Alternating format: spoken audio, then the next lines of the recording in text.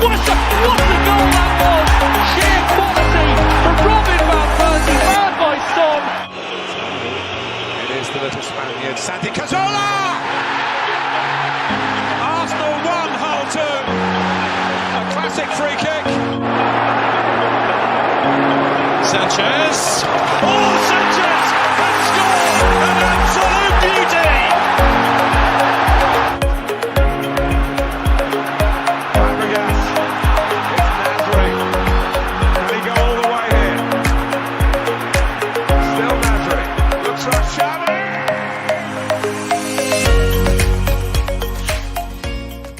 Did I press the right buttons, do you reckon? I've got no idea. Ches has given us his great new software, but I'm fucked if I know what I'm doing. but if you can hear us good, Liam's disappeared just as we're about to start. All right, well done, Liam. he's off wanking. Probably. I'm eating my dinner. I got back late from football training. I'm eating my dinner. Didn't want to have that on camera. I'll be back soon. I promise. Okay, real professional start to this pod. Welcome to another edition of the what do we call Clock End Talk? Sir, why can't I remember that? The Clock End Talk preview show with nothing to preview. The voice you could hear there first off was Max. Max, welcome back. Thank you. I've given the reins back to Darren after my my takeover of the Clock End Talk last week. I was going to say, I mean, thanks for standing in for us. As you know, I was away on holiday. Dan was good, and Woody and Liam, both good show it was to listen to it. I actually, when you listen to it, because, this is a new show, and obviously we're really popular, and we're more popular than the review show, which really makes us happy. Hello, Tez. Hello, Tony. Hello, Jack. Hello, Wayne. Andy. Come on our show, it's better. I think it was a bit of a freak week a couple of weeks ago when we had 500,000 people listen to us or whatever it was. Yeah. But that's okay. But no, I thought you did really well. Really good show. When you sit and listening, thinking, I can imagine it was like a footballer who's injured and he's coming back, and the person who's playing in his position is doing too fucking well. Hated it. Well, I thought I had to at least try, and I couldn't make it a full blown Arse Bros, which anyone who listens is degeneracy and dick jokes, but. I still couldn't quell all of it. It still crept in a couple of places, but no, I held it together, mate. And Dan Potts, what a diamond, what a legend! Great for him to get on. I played I was working. I'm self-isolating. I got back. I missed the deadline here in England. They put Turkey on the no travel list when I had 2 days of my holiday left, and we missed the deadline to come home by 10 hours. So I've got to self-isolate for 2 weeks, which has been lovely. Really, I don't care. It's been great. After a week on the piss with your mates, you really do need a couple of weeks rest. It's like perfect. But I'm doing some work in my garden, and I was playing your podcast. I don't want to keep promoting your podcast, but the Arse Bros podcast was playing. I've got a really good speaker, and I was using equipment, so I had it on loud. And then suddenly I've stopped using this equipment, and there's kids in the next garden, and all I could hear you saying every fucking 3 seconds was, he's a cunt, they're a cunt, he's a dick, he's a fucker. And I'm thinking, and it was blaring out. Okay, now I think my neighbours will be pleased when I go back to work. Liam, have you finished eating yet, or are you with us, or? I'm still eating. Far away. Come talk to me. I just don't want my ugly mug chewing away on camera. That's all. I'm just looking at the football out the corner of my eye. We are going live at the moment. Obviously, if you're listening to a podcast, have we got 2 Arsenal players on? Because Maitland-Niles have just come on, and Saka. How long since we've had an England team with 2 Arsenal players in? 3-0 up. Oh, long time. And it's so nice to be able to switch on a TV. I really struggled with the Tottenham England of the last, I guess, couple of competitions. Because, as much as you try and be the bigger person and everyone says, oh, no, once you pull the England shirt on, that's it. Dele Alli's a cunt, and I can't watch him. So that's how I feel about that. The worst thing, I mean, you've been obviously away from this country for a few years now, Max, with that terrible accent you've inherited. But the real problem that we have is that there's a whole generation of kids who now support Tottenham because of England. And I was in a pub, what was the last tournament? I can't remember. It was 3 years ago, I guess. And I'm in a pub that's packed. It was a big social club with maybe 200 people in there. And as the England team was singing the national anthem, the whole pub started singing, "Come on, you Spurs." And it was just it. I couldn't watch. I was hoping we'd lose. That's terrible to say, isn't it? I can't actually, I was actually thinking back the other day. I was like, when was the last time that we had Arsenal players in the 11? right? Like even Walcott struggled to break his way into the 11. He was injured for a number of competitions, never really got in, never really did anything. And I need to talk to you about Walcott. Carry on. I've been racking my brains thinking, like Sol Campbell's and guys like that. I'm going back to the last time we had guys who were like first name on the team sheet. Yeah, Tony Adams, Sol Campbell. Yeah, I mean, we've had the goalkeeper then as well, Seaman. That was a bit of an Arsenal team, I mean, we did put the was it the first ever English squad without a single English player? I think we own that horrible record at Arsenal, which I think was like the Ali Adier and Hleb and that sort of era. I like to think of ourselves as trendsetters. Come on. There's always a positive outlook. Come on, you know me. I've just noticed my T-shirt. Everybody lies. Walcott, you and Tez, I'm sure you're listening on your journey down to wherever you're going to see your family. He's got Walcott in our opening clip. Walcott. He must have searched long and hard to find clips on Walcott being good. And I was listening to you. You're a big Walcott fan, aren't you? Oh, you were?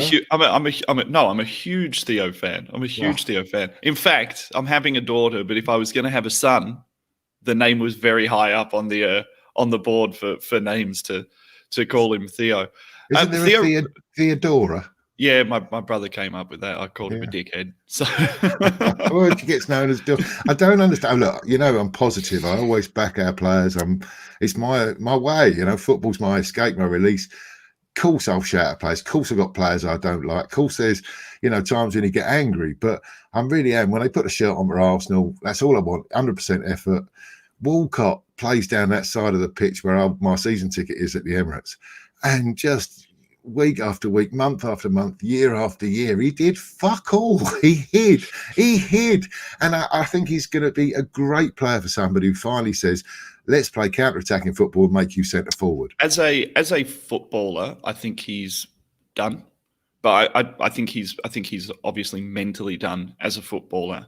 We've said this on a number of podcasts. I think that you don't actually see that many cases across the Premier League and in history where people come through apex systems, don't make it in that apex system, and drop down to a second-tier club and really, really perform, because I think there's too much of a mental barrier there, having stepped down from that.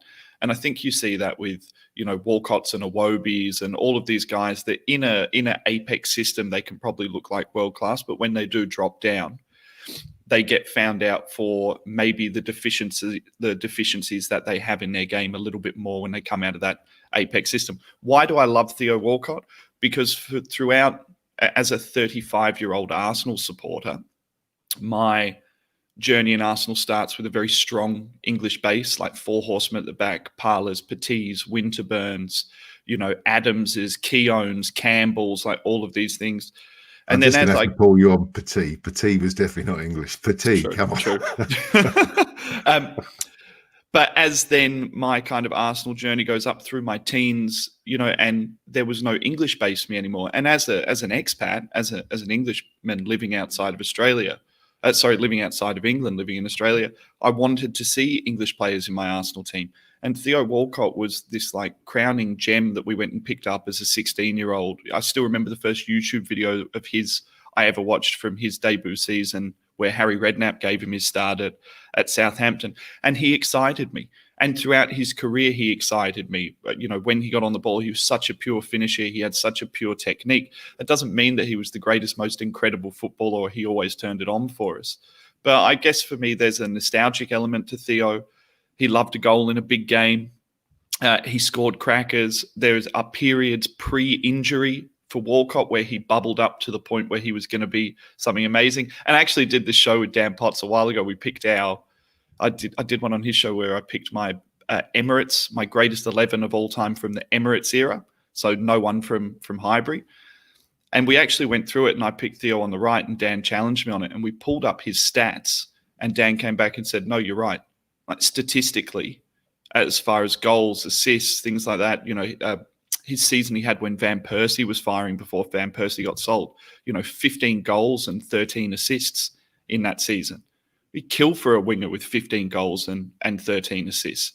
And he was a very low touch player, but you look at an Aubameyang and how Aubameyang plays the wing. Yeah, And I've you got look a at Bamiyang. Walcott. Don't worry, we're going to talk Yeah, about. you look at Walcott and how Walcott played the wing, But and let I me share- actually know one a of my couple of guys. notes. Go on, Yeah, go on. I actually know a couple of guys who, like you, said you sat on that Walcott side. I know a couple of guys who sit on that other side, on that left side, and they're constantly banging me in the chat saying, "You've got no idea how little this guy does until he does something." You know, because they're right in front of them. And yeah, I think they're similar low touch style players. I've got a note here for later. Aubameyang, is he all that? Discuss. So Anyway, that's my Walcott bang. That's why I love him. Well, I understand that, but as somebody who watched him close, he just used to hide. He didn't want the ball. He didn't want the ball. And in an Arsenal side, you've got to want the ball. And I've always said mentality was his downfall, not ability. Yeah, he'll be a great centre forward for someone. Playing the right system where they counter attack, put the ball over the top. He's a fantastic finisher. Fantastic finisher. You know, as good as anyone. It's the Walcott show, mate. He's as quick as anyone. You should let me know we were going to do a Walcott show. I would have put on my Walcott jersey. But you do know I have a long history of liking failed players as well. Like I own 3 Arsenal jerseys. They're Wilshere, Welbeck, and Walcott. So I would like to say, although Wilshere's in me notes as well for today, if we ever get onto that. I want him back. Here, look, let's talk about that. You talk about Jack. He's just, ripped up his contract with West Ham. He's an Arsenal man, been there at since the academy. He's got a lot of players in the Arsenal side now who must really look up to him as like when they were 8, 9, 10-year-olds, 12-year-olds, he was breaking through and really, showing that the club, somebody from the academy could actually make it into the first team and not only make it, but be an absolute star. And I hate it when people say he's got glass ankles. He had a bad ankle injury on one side, but he recovered from that. And then he got taken out by, I can't remember which Manchester United player it was, took him out, dislocated and broke his ankle. It's a terrible, terrible challenge. And they say he's got glass ankles. He would have broken anyone's ankle, that challenge. And he's never got back. Agreed. And now he doesn't tackle. So he has to play a game without tackling. But I thought he's out of contract. Is there any benefit, do you see, of bringing him back into the fold now? Maybe not to play, pay and play contract if you do it for the season. It's a bit of a weird season. I'd love to see him captain in the Europa League side with all these youngsters in it. He's got that experience. He could play in front of 2 midfielders now. He could play in the, don't want to use his name, but that Mesut Ozil role, and dictate the play. I think, we're playing Dundalk for fuck's sake. Do we want to risk the new signings and all that? No, let's have Jack Wilshere back. What do you think? When you look at the dross that we carry, when you look at the absolute dross and some of the bad personalities that we carry in the team on massive fucking wages, I look to people and I say, would you not have a Jack Wilshere bought in on £30,000 or £30,000 a week, £20,000 a week, pay as you play? There are psychologies within dressing rooms and psychologies within teams that are more important than what the playing is. So if you can get someone in on a very, very cheap contract who knows the club, who has captained the club, who came up through the youth system, who the young boys can look towards, who's got a very, very good football brain. West Ham players absolutely loved having him there in the dressing room. There was a great outpour of, we're going to miss you, we're going to miss having you around. Why not bring him in on a pay-as-you-play contract? Why not bring him in as almost like a playing role, but an ambassadorial, is that a fucking word? I don't know. Yes, it I'm is. going with it. Yeah. Ambassadorial role. Well, it is role. now. Yeah. To let him actually just be in and around the club. I mean, £10,000 a week, £20,000 a week. He doesn't need money. He's been a professional footballer since he was 16. He's probably not going to reach the level that he did because he's had a major leg injury. I've had a major leg injury. I've spent 24 weeks in plaster and had a lower leg break. And I can tell you, I'm 35. That happened when I was 14 and my leg is still fucked. Right? I still have nerve damage in there. I didn't play competitive sport as in because I grew up playing rugby and soccer and also nothing for 6 years, 7 years. People look at these injuries and I don't think they quite give them the credence that they should have. What happens when you physically break something, as major as a leg? It's not something you come back from. But I'm with you, Darren. I'm with you. I would absolutely have him back. Hello, Liam's joined us now. Hello, mate. You're right. Hey, yeah, thanks. Sorry about that. Football training finished a little bit late. That's okay. Another name, while we're talking about Wilshere, another one that we missed out on, I thought, when Chelsea sold Sir Fabregas over to, where was it, Monaco or someone? Because I think it was Henri had just taken over as manager, I think, and he went there. Can you believe a player of the quality of Fabregas, who, when you look how much criticism we give to somebody like El Neni, I'd still take Fabregas back today. And I'd have him now. He's seeing out his contract, the rest of his playing days in a fucking mid-table French, nothing league. Why didn't we jump on that one? Why didn't we get him back? He went for nothing. Can't believe it. Anyway. Look, I would have, if Fabregas became available tomorrow, I'd bring Fabregas back again. And it comes back to what I said about Wilshere, that you would bring them back in roles that would help the club and that would help the youngsters, especially when you look at how many young kids we've got being dragged through. And we've said this on the Ask Bros before. We look to that senior squad and we wonder who the actual genuine bona fide leaders are, as in the older players like come and follow me. I think you could have said that Socrates would have been one of those guys. He can't get a sniff in the team. But all these guys, your Maitland-Niles is, your Emile Smith-Rowe, your Joe Willocks, who are these guys looking in that squad and saying, well, that's my path. That's how I get up into the first team. And, whether it was a Fabregas or a Jack Wilshere, that those players would show them the way and show them how to train and be good mentors for them. I was just thinking there, this is called the preview show. We've just talked about Wilshere and Walcott and Fabregas. Maybe we should change the name of this. Hey, throw Welbeck in there as well. He's on a free. I'd have Danny back and all. But that's only because I love him. Well, I was a big Welbeck fan. I really was. I thought it was terrific. He was just unlucky, didn't he? Just got back from his injury. Just for those of you on the podcast listening, Max had just turned around and showed me that he's wearing a Welbeck shirt at the moment. But, he was another great player, and he just was so unlucky when he did one knee and then come back for a couple of weeks, did the other one. I mean, that was it. And his end product was never good enough to warrant investing more time and money in him, But I loved him.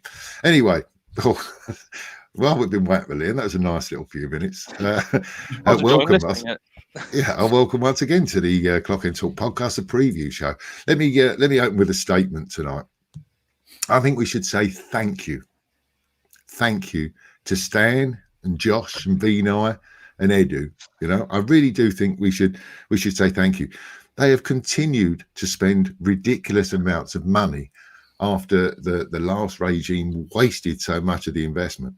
I mean, I think we're in a situation now where we used to be part of the Big Four, and then they changed it a few years ago to the Big Six.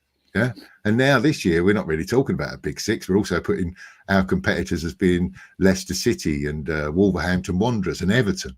We're in that bracket now. So we've slipped out of being that Big Four. We're sort of still in the Big Six, and now we're sort of struggling to get in the top half sometimes. And in an uncertain world where we've got COVID, so nobody knows where the money's coming from.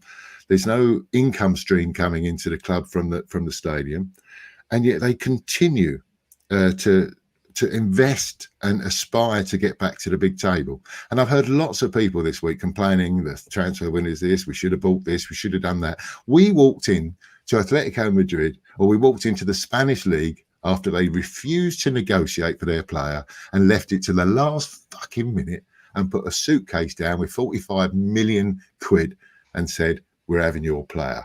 That was good, Where did that money come from? We couldn't sell anyone. It's a very, very, very difficult time to sell anyone at the moment. And we couldn't get those players off the books. And we know we're a self-sufficient model, but we didn't sell enough players to actually justify doing what we did. And we went and did it anyway. And I just think, they get some criticism, our owners, but they have supported us. 75 million on Pepe last year, another 70-odd million on players this year. And I just want to say thank you to them. Thoughts, Liam? Couldn't agree more. I was listening to the review show just earlier today, and Jack was defending the Kroenkes, how they've done since they've become sole investors. And I was listening going, yep, couldn't agree more.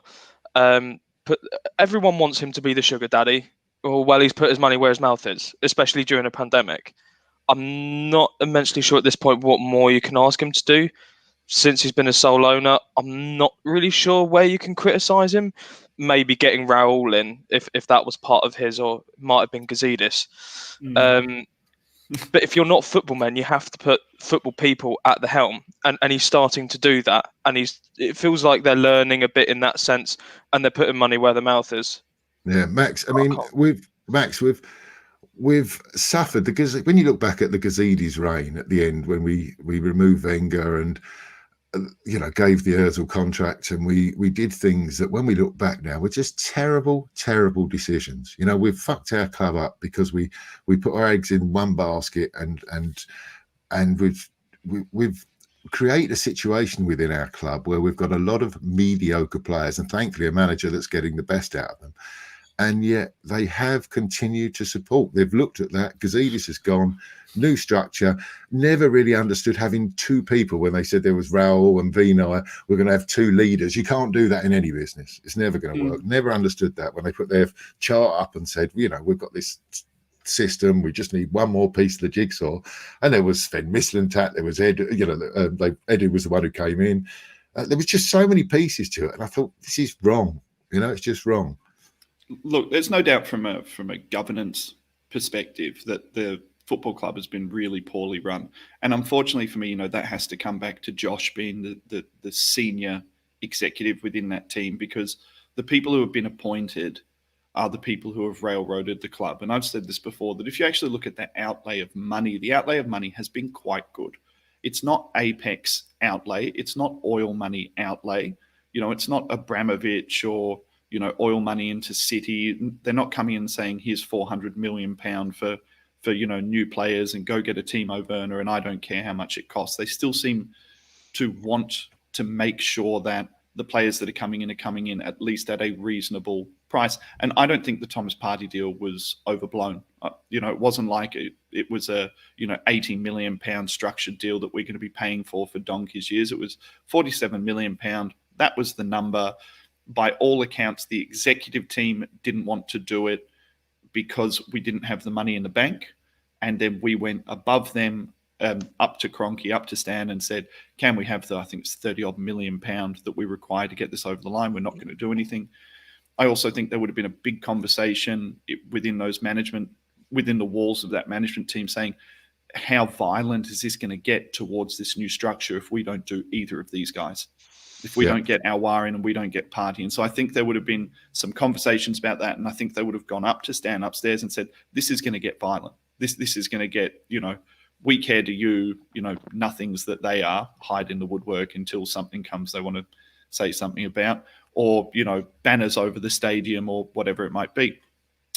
I think when you actually look back through the failures, I'm not so sure that the failures, like I said, have been from the Kroenke level as far as putting money in. But, you look back through Gazidis, really, really poor governance. We went from one model, which was a tight-ass model. Then we went into a Raul model, which was a fucking super agent model, which I hate. I was very, very, very scared at one point. I was like, I don't like this. We're going to keep seeing, these players come in because they're connected to different people. Like, what's next? We're going to sign Balotelli, like more offcuts, misfits from left and right. Cavani. Yeah, it's a terrible business. And I said when that Cavani deal happened, I said, that's such an Arsenal signing, such an old Arsenal signing, like someone's in bed with something. But then to see them actually come and clear out their house and sit there and say, like I said, from a management level, from a governance level, we were very top heavy. Why did you need 5 or 6 people? I love the fact that they've gone and made Mikel Arteta a manager this year, not a head coach. For me, that means they've gone and stripped some responsibilities from someone. They put them on him. They've stripped some responsibilities from Raul. They've broken up his job description and they've scattered them amongst other people and said, that's yours, that's yours, that's yours. Let's get one less voice in the boardroom. Let's get people actually deciding what they want. And Agreed. Give it to them. Thomas Partey was the guy who we all said, we've said it on this show, we've said it on many shows. He may not have been the guy that people wanted from an excitement level, because people wanted that Aouar, they wanted to see that Mesut Ozil replacement or whatever they want. But from a structural level, from a foundation level, Thomas Partey is a foundation, is a pillar of foundation that we can then move into the next season with and start putting these more exciting players on top of. The thing that I can feel people saying when they're listening to this, yeah, but the club, look at the club, they're spending all this money and yet they've made so many redundancies. Can I just put something out there? I mean, I've worked for big businesses in my time. I've had to make over 100 people redundancy and 100 people redundant. When money's not coming in or things change, you have to make these decisions. I've run my own business on and off for the last 15 years. There's nothing worse than having to let people go. You know, there's really nothing worse. But let's face facts. We're in a fucking situation of a global pandemic and we're in the entertainment industry. Yeah. And you look at Arsenal and you say, oh yeah, but if Mesut Ozil, you know, wasn't there, we could afford to pay these people. It wouldn't matter if we were really fucking rich. These people would still have to go. Tell me there's people who are in the box office who are doing nothing for the foreseeable future. Think of all the people at the club who are in the hospitality part of the business that are doing nothing. You know, think of the bloke who walks about in a Gunnosaurus fucking costume. You know, he hasn't got a job to do. Yeah. You know, I mean, I know, you know, it's very, very difficult when we're talking huge salaries in football and an administrative side, which is dull and boring. And it's just headline grabbing. I think Arsenal should absolutely sack their PR people because, you know, things like the Gunnosaurus thing goes global. It's on CNN. My missus is in Indonesia and she said, what's this about you sacking your fucking dinosaur? You know, that's on CNN in Indonesia. You know, it's coming out of the Middle East. Our PR people are fucking stupid. We don't know the terms of that sack. We don't know if he was given a healthy redundancy to walk away with. Nothing was released about it, but the concept is they walked in, they went, all right, Gunnosaurus, on your bike, leave. Everyone gets their politics mixed up in their football. Get your politics out of football. It's a football club, right? I mentioned you can't have your cake and eat it too, Daz. You can't sit there and say we're going to lose £25 million in revenue from not having stadiums open, but we're going to do nothing to rebalance that on the other side of the balance sheet. And can I please have £30 million to go buy this 27-year-old central midfielder? Like, pull your heads out your asses. Yeah, I mentioned this on the transfer pod we did a couple of days ago, early in the morning when everyone was so negative and I was so positive, and I was right. But I met the guy, Gunnosaurus. I met him at the stadium when I was doing a piece for Arsenal.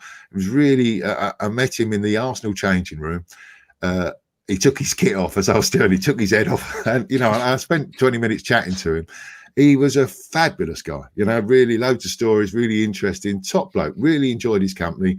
I think he's actually even on one of my old podcasts because I was doing a bit, you know, with one of the supporters club guys, and he was wonderful. But look at me, I'm 55 years old. He was 10 years older than me. He got to have been. He was an old man, you know what I mean? I looked at him then, you know, he was Arsenal through and through. I'm sure, you know, that they've said, look, what do you want to do? You know, it's probably offered him a chance to redundancy and probably given him a chance to come back if he wants, you know, if things turn out again. It is not a bad decision, but it hits the headlines for the wrong reasons. But in this climate, companies, you don't employ people if they haven't got a job anymore. If the job has gone, box office has gone, hospitality is gone, stewards are gone. There's nothing happening at our stadium. And we employ a few hundred people who just do match day. You know, match day travel, away ticket travel. Those jobs don't exist anymore. They may come back, but you continue to pay someone. The government isn't paying. And people say, oh, yeah, but Ozil's earning this and we're signing this man for this. It doesn't matter. You can't just employ people just because you're nice. It's business. Yeah. The key word is the one that everyone's got a bit misinterpreted. It's a redundancy. Their job is redundant. It's not, I mean, it is about the money. Of course it is. But their job is literally redundant, literally, as you said. That's the key word. But everyone sees redundant and goes, fired to save money. It's not. They're redundant because the job's redundant. That's what it boils down to. My wife got made redundant week 1 of COVID.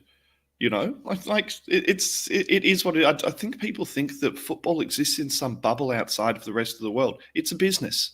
It's right? You have to allow them to run their business. Yeah. And because they see the exorbitant amount that gets paid and the quantities of money, but wherever you have exorbitant money coming out, wherever you have exorbitant money coming in, you tend to have exorbitant money coming out, you know, and they have the right to run their club in an efficient manner and the right to run their club in a way. And like Darren said, you know, what are you going to have? Where do you draw the line at Gunnosaurus? Like Darren said, what about the lady who makes the tea? Go watch Sunderland Till I Die. and look at them. They've got the tea ladies, the food ladies, the people doing hospitality, the people in the ticket office, people in the marketing office. There's probably been so many fucking redundancies made, but no one gave a fuck about the other redundancies, or it got a very small amount of press. But because this gets this huge amount of press, all of a sudden it becomes this major thing, and it's all anyone's talking about. So I think we should just put a cap on it, recognize that the world doesn't look like the world looked like a year ago, and start taking things for what they are and move forward. Good things are happening at Arsenal. Let's be happy. Blimey, I wanted an argument. You're all agreeing with me. You got sensible people. Well, I'm sober, so I'm sensible. Yeah. Maybe we should switch this around. I'll do it in the morning. You night. do it. I did give you the option. Did you were 10 hours ahead of us? I did give you that option. I didn't want to do it in the morning. No. Mind you, I've been back since Turkey, since Friday, and because I'm self-isolating, I haven't had a beer for 4 days, 5 days. It's the longest, I think, in my life. I look great now. What do you want to talk about tonight? I've got lots of topics to talk about. Anything that's Liam? Anything that's biting at you that you want to get off your chest? No, I mean the obvious thing is Partey himself. We've talked about the redundancies and whatnot, but Partey himself is a massive signing that I'm beyond excited about. There's the internationals. I haven't watched any of the England, so I've got no idea how Saka's doing. Do we know? I watched the first hour before we came on here. He wasn't very involved. Looked a bit like Theo Walcott. He was hiding a bit, and nobody seemed to pass to him. Every time it went to the left-sided centre back of the three, that he looked at him and then went the other way. So for the first I don't know hour, that international football's going to suit him massively. International football's a strange game. It's played a little bit lower and a little bit slower and a little bit more passive and more patient. Possibly, Max, but this and is I like Wales. Saka. Yeah, I like Saka sort of. Yeah, I know, but this is one of the reasons why I get so fed up with Gareth Southgate and Gareth Southgate's England is he'll go play Wales the same way as he'll go play France. It's one system. It's almost very similar to what we've been doing at Arsenal with our three at the back, that we've been getting upset about the passiveness of it. I don't know whether it's for the same reasons or it's just because Southgate's a bit of a boring bastard. Well, I missed the last half hour, so I've probably scored hat-trick now. Makes me sound like a cunt. But that's happened. So we signed Thomas Partey. Liam, you say you're so excited and delighted, and I don't know how old you are, but I know that you follow football. You do your coaching, you play. I have never seen Thomas Partey play. I've never watched Atletico Madrid. I might have watched him without knowing he was playing, when I've watched the odd Champions League game, but I have never watched him play. So, I mean, from a personal point of view, as I do with all players who join our club, I'll wait till I see what they look like. I'll wait to see them play. I see at the moment, Gabriel is the best centre-half in the world. I've seen him play 4 times and he looks a bit nervous and a bit chunky and a bit, doesn't look perfect to me. I'm really hoping, I'm hoping he turns into a fabulous centre-half. But at the moment, everyone's saying, he's fabulous, Gabriel. I haven't seen it yet. I've seen him make a couple of mistakes. If it was Mustafi playing like he did, we'd be saying, yeah, he's okay, but let's get rid of him. So I don't know anything about Thomas Partey. So tell me why I'm going to get excited. So Tez is wanting to do a Patreon post on tactics, and I kind of want to sink my teeth into it more then. But I remember the game against Atletico Madrid in the Europa League semi-finals, and I can't remember who it was, but their right back got sent off quite early on, and Partey went to right back, and he still dominated us. He was excellent that night, and I can't say I've watched Spanish football, but I've never forgotten that. So I've never watched him. You've watched him once. Now, why are we getting so excited? I was getting there. Carry on, Liam. Carry on. So yeah, when we have the interest, I do the usual: go on YouTube, have a look what's he done on this highlights reel. I look good on YouTube. Yeah, but I try to look at what he can do, not like, that was a clever pass. I go, right, so what's his range of passing? Like, can he do all of the above? Can he do this? Yeah, I've seen him do that, so check, he's done it.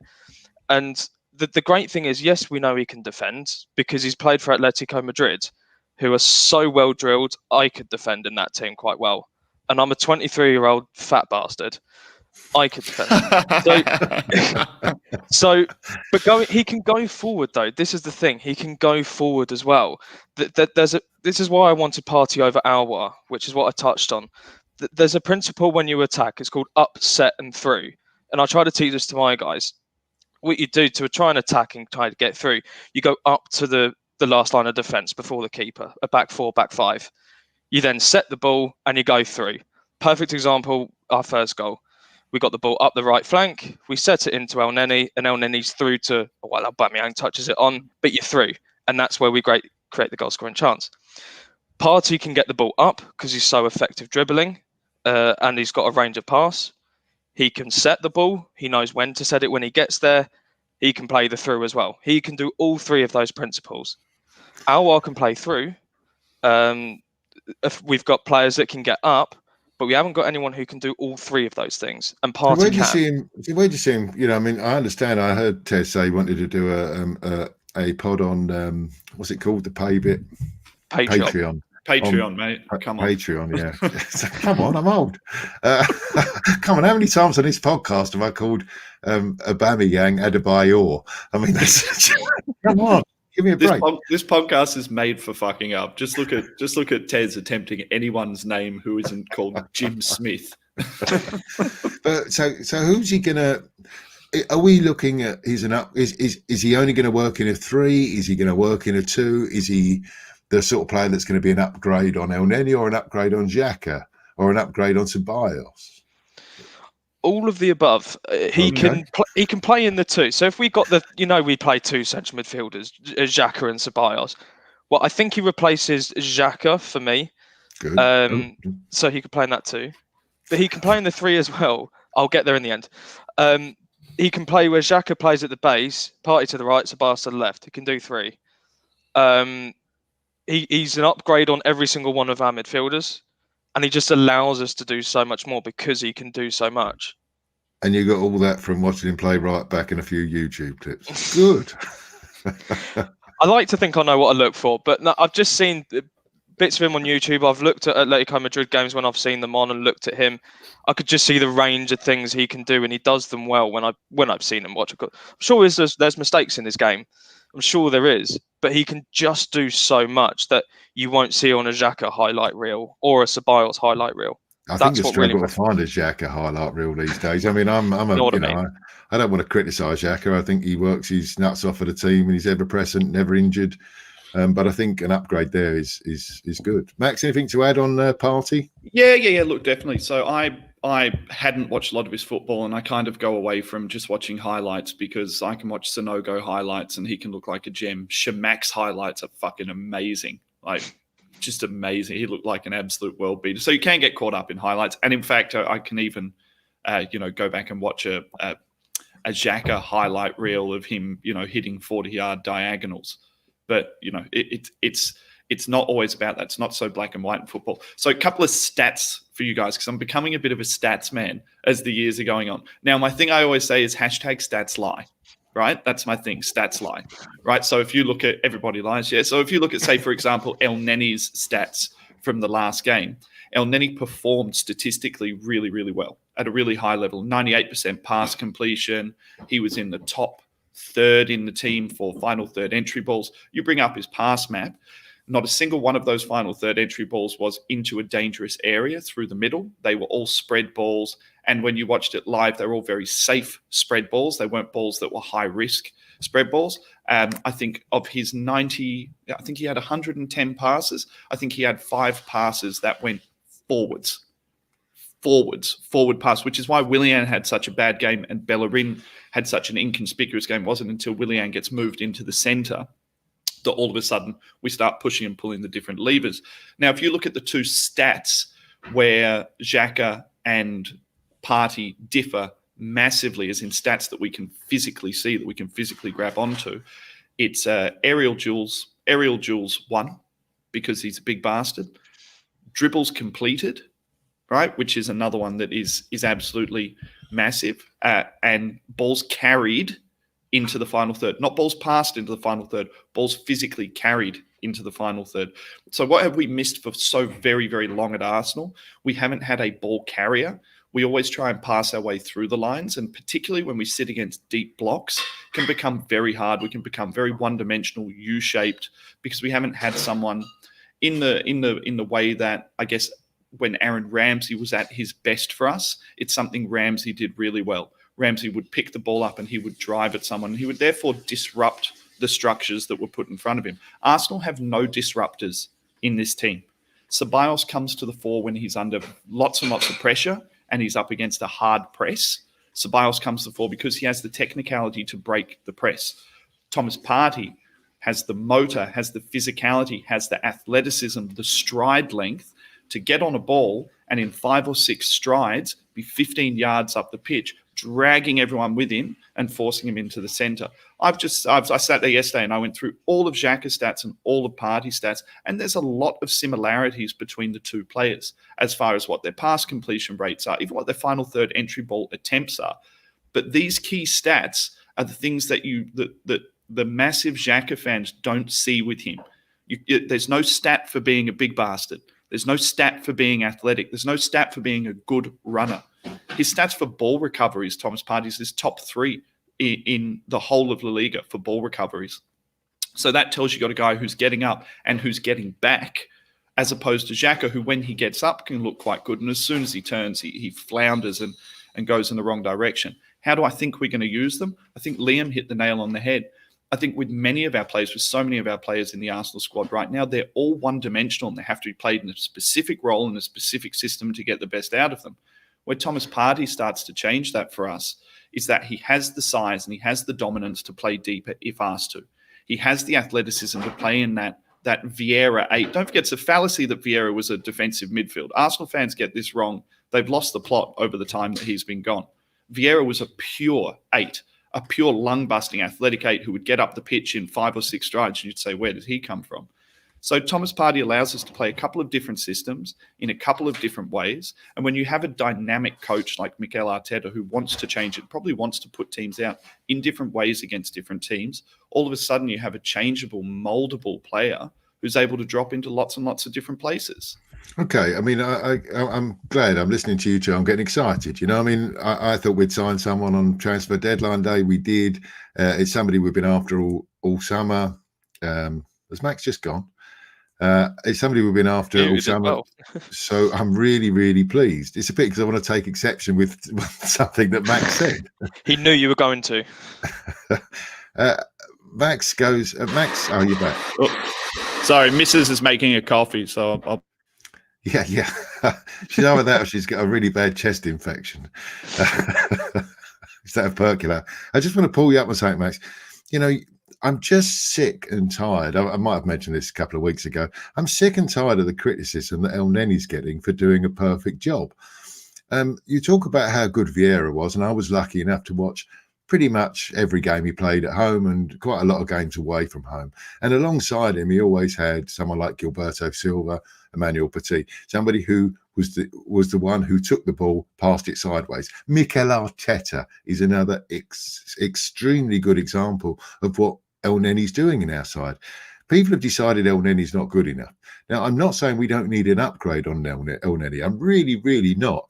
But I can't believe you just read his stats out. Yeah, he didn't pass the ball forward too much, but he got the ball more than anybody else, and he passed it successfully more than anybody else. He took the ball from the defence, which is what Arteta wants him to do, and he didn't lose it. He turned into space and gave it to someone. And of course, we haven't got anyone to carry that ball like Vieira, like hopefully Partey. But let's not criticise El Neni for doing an exemplary job of what he's been asked to do. And that's where I'll pull you up. Exemplary is the for me it's risk averse, Darren. It's completely risk averse. And I think let me finish there, Max. Let me finish. Yep. It's the job that Arteta is asking him to do, to help us to play out from the back, to be available, to come in. He's always, you said he's touched the ball more than anybody else. He's always the one they look for to give, and then he gives it to another defender, somebody to the side, who then is facing the play and can move the ball forward. That's the role he's doing. And I said this on the preview pod day before yesterday, if El Neni had come up through the ranks and was 19, 20 years old, or if we've just signed him at £20 million, £30 million, we'd all be going, oh, blimey, he fits. He's one of Arteta's type players. He does everything right, never gives the ball away. He's going to be good. But because 2 years ago, he's improved since he left the club 12 months ago, 2 years ago. He's improved. He's come back a better player. And I think we need to take our blinds off, like people sometimes have with Lacazette, and just watch the football, watch what they're doing, and make a judgment now, not a judgment that you had 24 months ago. And that's, I think, how we're treating El Neni. Look, I try not to use words like not a good player and things like that. Like I find him incredibly risk averse. And if I compare him to a player, a previous player, I call him a player like Danielson. So a bit of a stats padder. Did you watch Arteta play football? Yeah. And look, I had my issues with Arteta at the time as well. And I think that El Neni, the way that he's playing, because I think if you were playing him in a system, so for example, if you were playing him with a Partey and a Ceballos or something like that, and his only role that was required of him in the game was to do exactly what you're saying, Darren, to take the ball off the back four, to keep it, to recycle it, then I think you would have a very good player there. But unfortunately, in this system with these types of players that we have, when you go back and you look at that first half against Sheffield, and you look at how many opportunities he had at times to play even 7 out of 10, play even 7 out of 10 balls, or to play even, I'm talking on like the danger spectrum, like 7 out of 10 dangerous ball, an 8 out of 10 dangerous ball, 10 out of 10 dangerous ball. Sounds more dangerous where you are at the moment, if I'm honest. Yeah. It'll be more dangerous when that coffee machine's broken. She lobs a fucking cup at my head. Anyway, it wasn't like there are no opportunities for him to play forward balls. He's just so risk averse for me that it means that all of the assets that we have down that right side, your Bellerins, your Willians, guys like that, they never get the ball in dangerous positions. They never get the ball played in front of them. And I'm not saying that I want him to stand there and be Ceballos. I'm not arguing with you on that. I think that El Neni is a very, very solid player. And if you teamed him up in a midfield with players who actually want to go forward and want to do things around it, you'd have a good player. But in this particular mold, in this particular setting, I'm not going to sit there and praise someone for having a 98% pass completion rate when he's not a centre-back, he's a midfielder, and one of his primary roles, regardless, has to be that he passes the ball forward. So I'm not anti-El Neni, but I'm also not going to sit here and make sure that his shaft is very well polished for doing a very basic job for Arsenal. Gives it to the two carriers, gives it to Ceballos, gives it to Xhaka. Xhaka hits diagonal balls. Ceballos, is the creative one. That's his job. Arteta has told him to do that job, and I think he's doing it very well. Anything to add on El Neni, Liam? Yeah, I really want to jump in on this. I think, Max, you're right in the sense he's, if I can get my words out, you're right, he is a very risk-averse player, but in a different way, I find as well. Tony is the only person I think mentioned this in our WhatsApp group, and it's the first thing that I teach the guys that I coach, is that the things you do off the ball are just as important as what you do on it. And what I mean is that when he does pass the ball, he does do it tidy. He gets it to Bellerin. He passes back to the centre half. He passes sideways.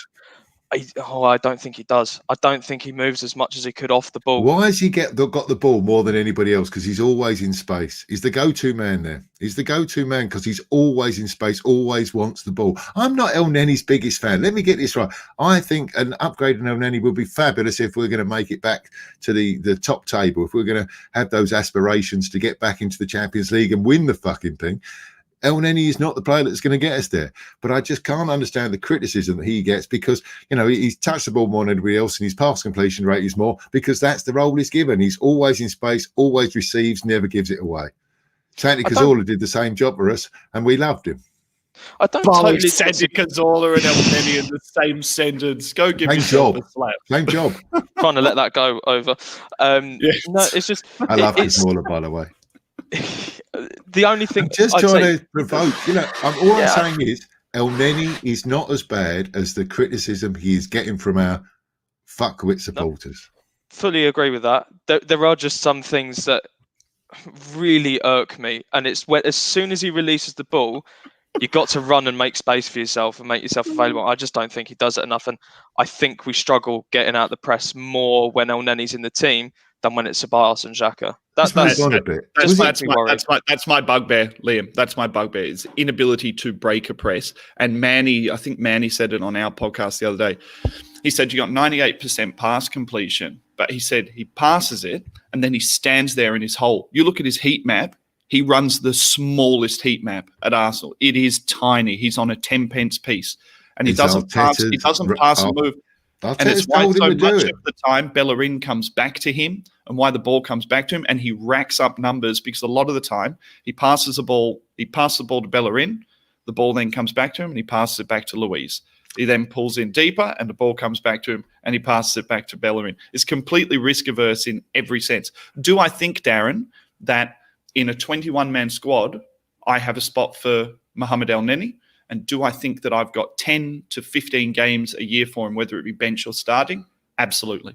I think that you need good, solid players who you can rely on, who you can bring in your team, who aren't on massive wages, who don't have maverick mindsets, who are going to be okay to sit on the bench. So I'm going to sit right in the middle with you. Valuable player to the squad?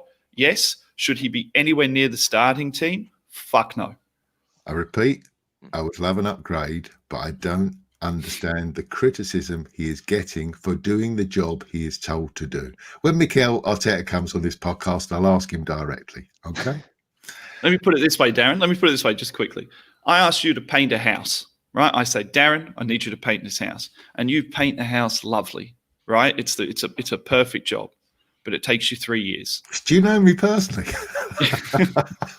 Right? It takes you 3 years to paint the house, right? Because you're so worried about that the house isn't going to be perfectly painted that you do it with a pencil brush, right? Ultimately, you've completed the job. You've completed the job to a high standard, but the job hasn't been done in an efficient manner. El Neni lacks the efficiency to drive us forward. It's not whether or not the job at the end of it, you're going to look at his body of work and say, you made a mistake. I would rather him add 10 risk-averse forward passes in his game, or even go on a run, because he's not a poor athlete. He's not a poor athlete at all. He's a reasonable body. He's got a good motor. He can run. He's even technical in tight areas. He doesn't use it because of the risk-averse nature of him. Trouble is, we've got Michelangelo sitting in the London Colney, not fucking part of the match team squad. You know, I mean, that's our issue, isn't it? That's what I'm talking about. I'm not saying he's the best player in the world, but our Michelangelo, our Vincent van Gogh, he's actually sitting in his Turkish home, not wanting to actually get his paintbrushes out. Yeah.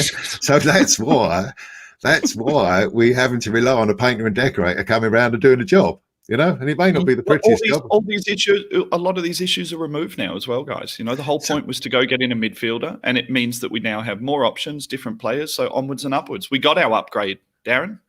Good. I'm glad. And I'm glad at last you two are starting to get angry about something with me.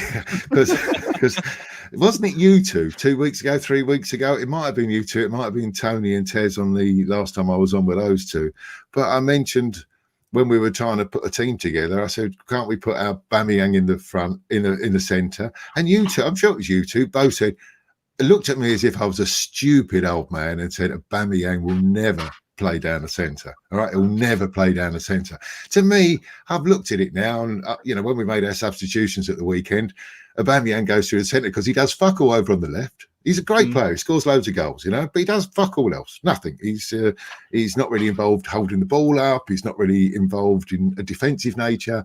He hangs out there. Balls go to him. He scores goals. Fabulous, you know, fabulous. No problem with it. But you might as well put him anywhere. We've got so much width now with Saka and Willian and Pepe and Nelson. We've got so many options there in the wide places. Doesn't it make sense now that you two are wrong and Aubameyang should play down the centre? Liv? Yeah, I mean, I don't disagree. I think I've never been adverse necessarily to him playing down the centre. You'll be very careful here because these podcasts are recorded. Okay, so if I want to be bothered, I'll go back and listen to your words. Say, no, don't be fucking stupid, Darren. You don't know what you're fucking talking about. He's never going to play down the fucking middle. No, it's more that in the system we've been playing, there's three at the back. You can't put him down the middle because he has to drop into midfield and make the third man. Because we've only got two people in there, we'll just get overrun. That's what Lacazette does.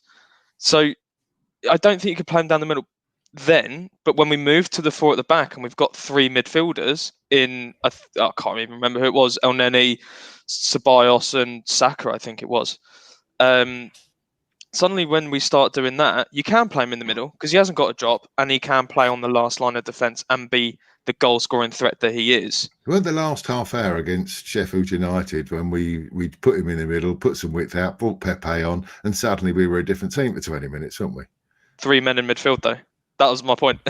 Yeah, what I'm saying is that's what I'm saying. But we can do it. This is the way Arteta wants to play, isn't it? He's bought another midfielder, go to a back four. But you both said Aubameyang will never play it down the centre for Arsenal. I didn't think he would, because I didn't think Arteta would move away from this system, if I'm honest. And I stand by that you can't put him in the middle if we play the 3 at the back and 2 central midfielders, because Lacazette has to do dirty work and get back in the middle. Liam, preach. You're preaching from my book, right? He'll never play. Now, an hour into the game. So in this system with the players, when we had that conversation last time, there's no system that we can play in a 4-3-3 that gives enough cover that we don't get drilled in the transition. Even if you look in that Sheffield game, yes, when we went to a 4-3-3, we looked really dominant for 15 minutes. And then we got ripped apart for the last 20 minutes of that game. We lost all of our shape. Sheffield came out, started coming at us, started moving the ball. They score a goal. We back off them because, again, there's the same deficiencies in that midfield that we always had and already had. But with a new player coming in and the possibility of moving to a 3-man midfield and having a protective 3-man midfield, it reduces a lot of what the work the centre forward has to do. It means the wide players with 3 men behind them can get up, can stay up, can start to interchange and move around. And I do think that in that case, for periods, whether it be periods of the game, you will be able to carry Aubameyang through the middle there. But it's reliant on a 3-man midfield if Aubameyang plays through the middle or not. And I'm not so sure. Everyone thinks we're going to make this immediate move out of this system. I don't think we're going to make this immediate move out of the system at all. I've got a funny feeling we're going to play exactly the same system with different players within that system because, Liam, you coach, you bring in a new player who has a different set of skills. You're going to need weeks on the training ground if you're going to start drilling a new system and new areas, especially with Mikel Arteta being so, this is your zone. With the ball, you do this. Without the ball, you do this. And when you look at it, we're playing a very fluid system anyway. We are moving from a 5 at the back to a 4 at the back, to a 3 in midfield, to a lopsided fucking Christmas tree. I just think that the Arsenal fan base need to get out of their head that somehow, all of a sudden, well, now we can bring Mesut Ozil in and he can play at 10. It's never going to happen. We'll stick Willian in there. We'll stick Pepe in there at 10. It's much more likely we're going to see an integration and a slow change to a 4-3-3. Well, I think that's why I was so shocked when you were both so adamant that Aubameyang couldn't move, because that's what I'm seeing now. Is we've got a Tierney who plays, in 3 positions in the one game. We've got Jack who and El Neni who drop into fullback positions as part of the attacking. Part of our game, and Aubameyang going into the middle, you lose him in the middle, but he doesn't do anything much on the left, doesn't put a cross in, doesn't, It was one of my questions for you, Darren, on this podcast was to say, looking at the body of work that Aubameyang has produced so far this season, except for a flash of brilliance against Fulham, it's been an incredibly unproductive start for him in a lot of ways. His running seems to be down, his pressing seems to be down, his passing, his link-up seems to be down. His goal scoring is definitely down.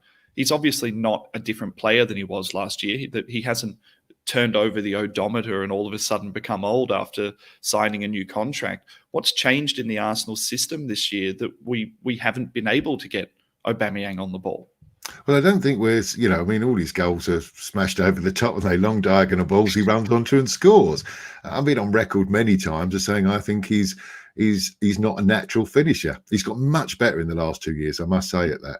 But 2 years ago, when we were talking about Adebayor, Aubameyang, 2 years ago, I was saying he's not natural. I've watched some really natural finishes at our club. Ian Wright is the best. Just see him sight a goal and he knew how to score with whatever foot, his head. He could lob, he could chip, he could drill one down.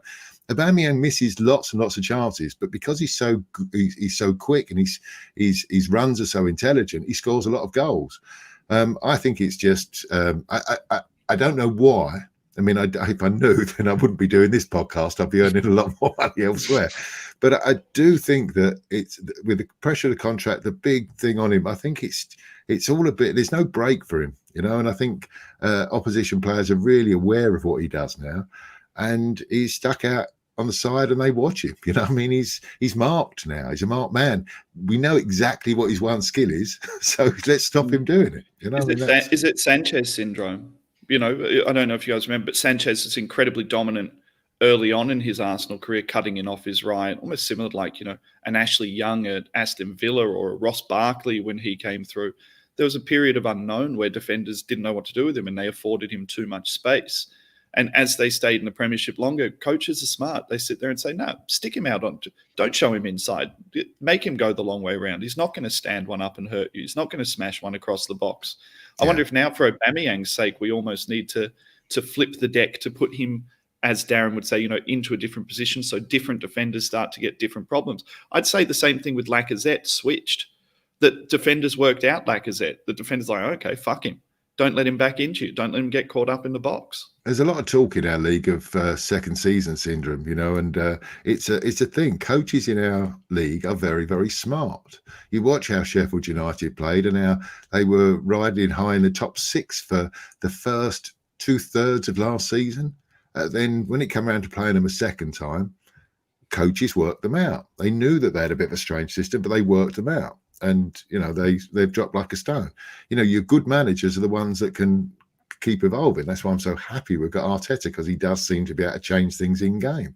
But we also haven't seen how he's going to work if we have 4 or 5 defeats on the trot, and with the fixtures coming up, let's pray that doesn't happen. But I honestly don't think we're that team anymore. I don't think we're going to have a bad run under Arteta. Like injuries withstanding, like major injuries, something really bad happening, like us, losing a load of centre backs, or not that we've got many to replace them with. Yeah, we've only got 9, so it'll have to go for a bit. But I was saying to my brother the other day, I really do feel like that fear factor for Arsenal fans is behind us now. I had that fear with Emery that we could go on a run, that we could look really bad, that we would lose hope and we'd lose ability. But I think now I look at this and I'm like, I think we're going to lose games. I think we're going to lose games against big teams. But I never feel like we're going to go out and get pantsed. Like we're not going to have a Man U or a Tottenham in us and go out and just get absolutely bummed in a game. I think Arteta's smart enough and we're structured enough that doesn't exist for us anymore. As I said on a pod a couple of days ago, as long as we don't give David Luiz the ball for the first 10 minutes, we'll be okay. That was a red card all day, by the way.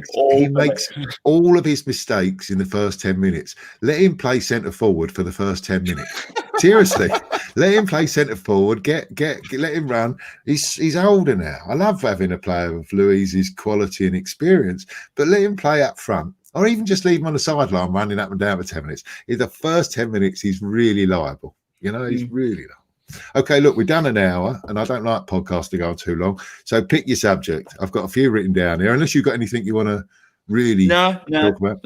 So I've got a Brexit. Really interesting thing come out there. I don't know if you know that. I mean, I'm sure you're aware, but with the changes at the end of the year, we can't get kids over anymore. Yeah, it stops, and we signed 3 in this transfer window. 3 kids, one from Malmo, one from Ajax, and one from Hertha Berlin, which I thought was kind of interesting. That it's 3 in one go, because we're not going to be able to do it ever again. And I got this information off Arsblog, their great news service. But the players that we've got that way: Anelka, Cesc Fabregas, Szczesny, Bellerin, Martinelli, all came in through that route, and that route is now closed for English clubs.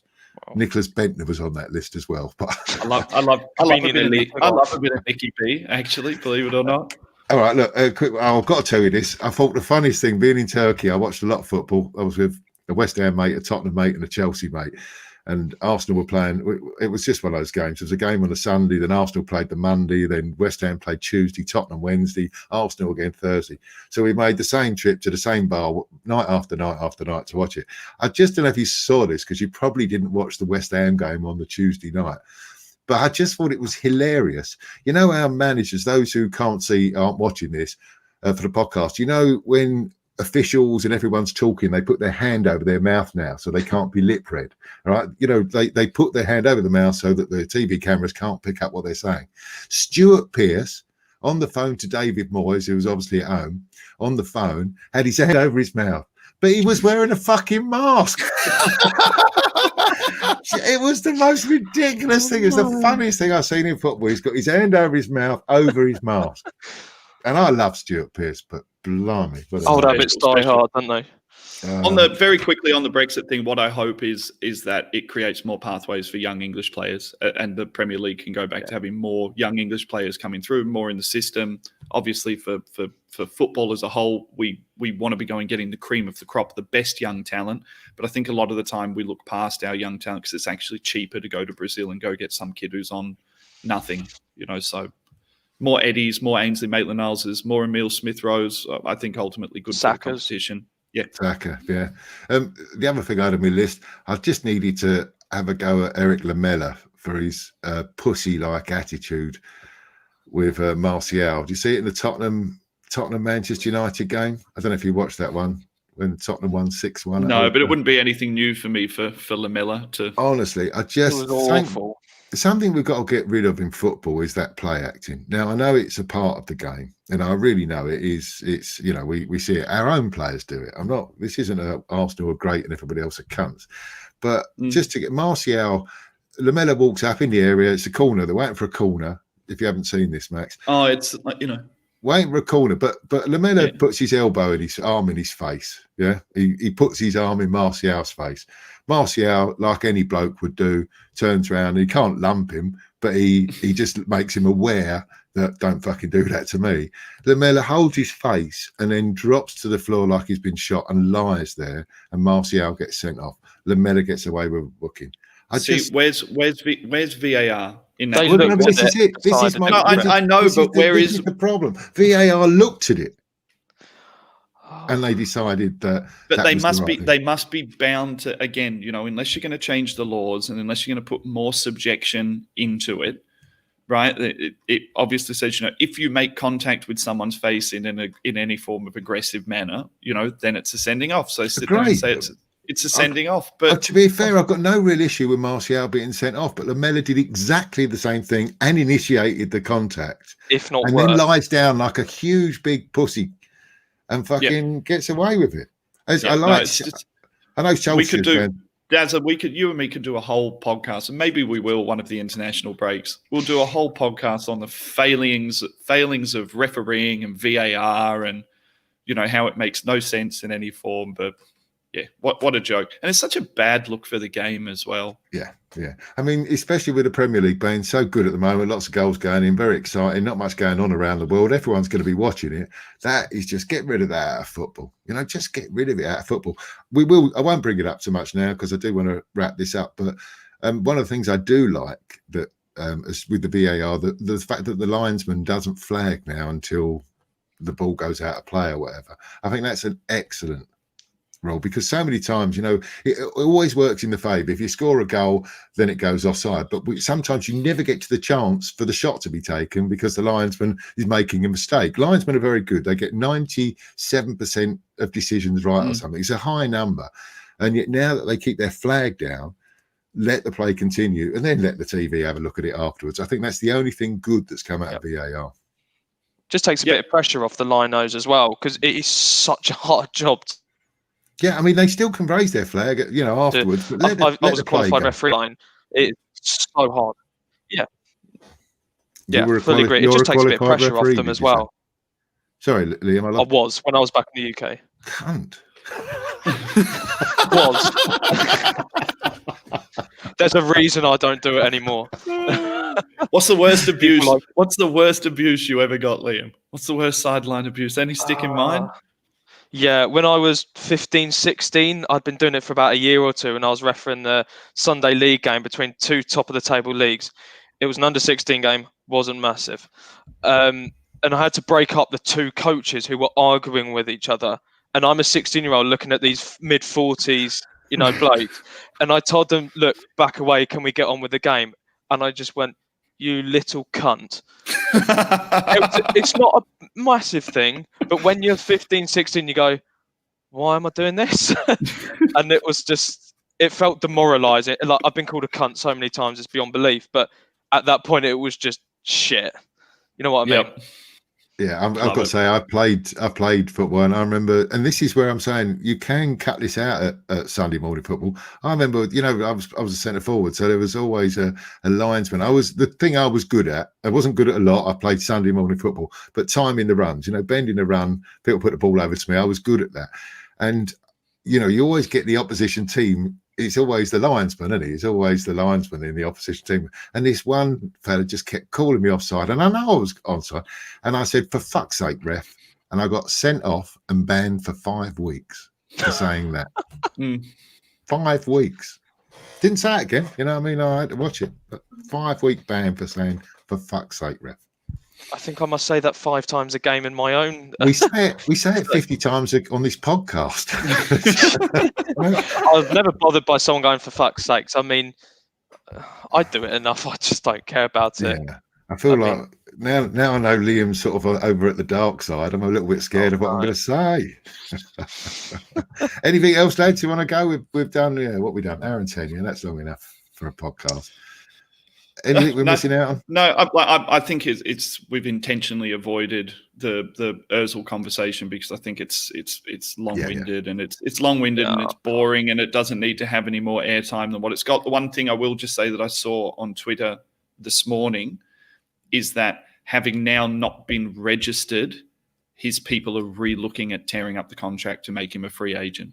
So I wonder if that was the last. I always said that was what I wanted to see. Like him, don't like him, agendas, no agendas. There's no good him being there, not playing. There's no good him emotionally in the team, in the squad, in the dressing room, not playing. So if this can be ripping up his contract will mean us paying his contract. Yeah. No, yeah, it'll be 13 million. It'll be 13 million pounds. But I think that we've actually attempted to do that in the past. I think that we've actually offered to get that done in the past, and he's rejected it based on, I think he thought that he could apply enough pressure through his means, through his following, that he would find a way to get back into the team and somehow win this battle between Arsenal and Mesut Ozil. But I just want to say that Mikel Arteta continues to impress me. He continues to impress me with his decision-making. I think it would have been very easy just to put Mesut Ozil in there and just say, look, you're not going to play. But to have the balls to actually not register him, maybe force his hand. There may be a chance that he goes out in January or we tear up the contract, whatever it might be. I just think that that's such a fantastic move forward for the club from an emotional level, to have a boss who's strong enough to say publicly that I like him. And there's videos of him, punching fists with him at training and stuff like that, but also recognize that this needs to come to an end. And the way I'm going to do that is by deregistering him. I think, look at the way he's handled Guendouzi. I love Guendouzi. I thought he's going to be a great player, but obviously his attitude wasn't right. I mean, I'm a huge fan, really disappointed that Arteta couldn't solve that problem. But the fact that there was a problem and the fact he's moved him out of the club, albeit only on loan, I think it just shows he's strong. It's his way. And we haven't had that since the early Wenger days. Liam? Yeah, I think the best thing about it, and I don't want to dwell on it either, but all I'll say is it just makes it just means there's no conversation. Oh, why he's not starting? He's not registered. Case closed. That's what I like about it.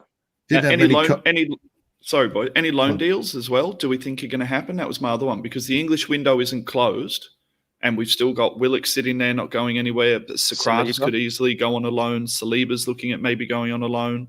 Aren't they restricted now to going down a level though? Championship. They have to go to the Championship. It can't be Premier between League. 2 Premier League clubs. Yeah, I think we've missed the window. I think it's Premier League. So if you're looking at them, they're going to get loaned to a Championship side. So that's possible. If it's for Saliba, if it's a top of the league team, that's going to sit on the halfway line as well, I don't mind that it's a Championship. Because I know Liam, I would argue that the Championship at the top level is a higher level than the vast majority of French league football games. Possibly, so it's still going to be a step up from him going from France to coming and getting shit kicked out of him in the Championship. There's so much still I want to talk about. By the way, I just want to mention we haven't had many comments today. Rick said on the Martial incident, he should have just punched him in the face. That was always my feeling as well. You're going to get sent off for just touching him on the chin. Knock him out. It's the same punishment. Then let him lie down on the floor. So well said, Rick. There's so much I want to talk about. Do you think we've dodged a bullet selling Emi Martinez. He looks a nervous wreck in goal at the moment.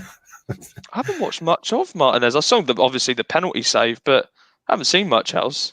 He's thrown a couple in his net in a couple and the of Liverpool games. game. Oh. He's a TV goalkeeper. He's a TV goalkeeper. He's catch the ball and then he'll hold his pose, and he was playing at the time. They're 7-2 up, and he gets the ball down his chest and he lies on the floor with his head down, lying there for 30 seconds, wasted, running down the clock. I mean, you fuck off! You're 7-2 up. Get up. Go get 8. Yeah, look, Harry from Chronicles of a Gooner and Same Old Arsenal on Dan's show, on his Team Talk show, said you're going to see Emi Martinez across 40 games this season, and you will see the real player across 40 games. He's like, if he ends up being magic, great.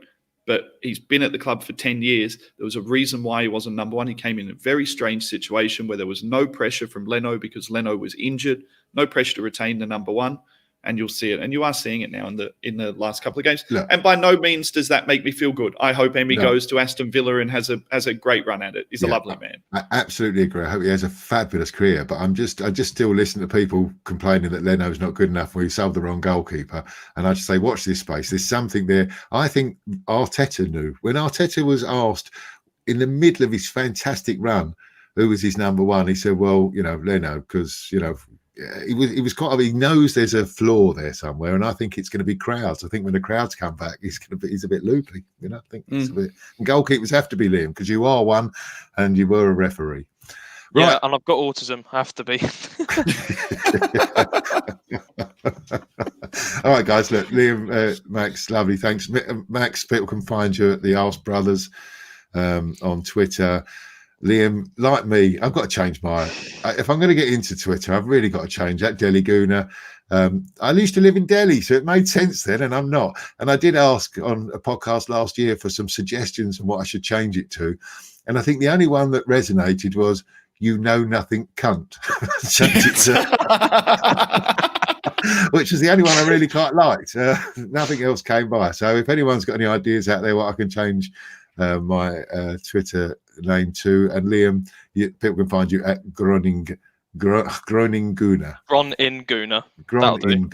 Okay. That'll do. Guys, thanks for joining us. Look, we'll do the same next week if you're all about. Doesn't matter if there's no preview, there's plenty to talk about. Still got half a list here of things I haven't talked about. So we'll do the same next week. Thanks for listening, everyone. We'll talk to you all next week.